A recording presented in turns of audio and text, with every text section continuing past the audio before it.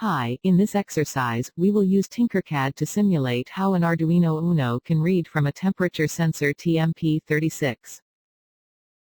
This is not the temperature and humidity sensor DHT11 that we cover in the lecture.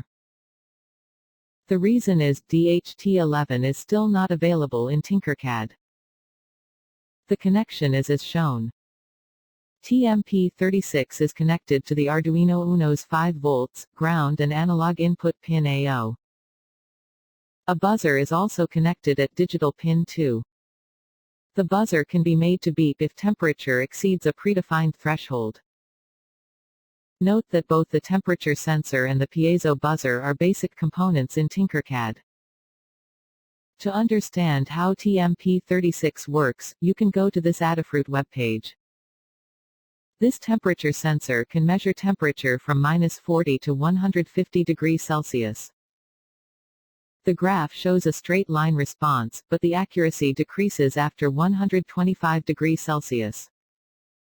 This formula converts Vout, the voltage at the sensor output pin, in millivolt, to temperature in degrees Celsius.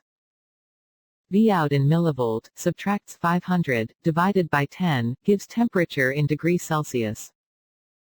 So, if Vout is 1 volt, or 1000 millivolt, we get 1000 minus 500, divided by 10, or 50 degrees Celsius.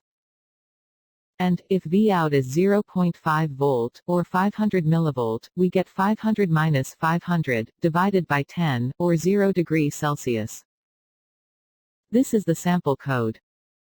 In the setup function, the digital pin 2, connected to the buzzer, is made an output pin. And the communication between the Uno and the PC is set to take place at 9600 bits per second. In the loop function, an unsigned integer variable, value is declared, and used to read from the analog input pin A0. This gives the temperature sensor output as a number from 0 to 1023. This number is printed onto the serial monitor.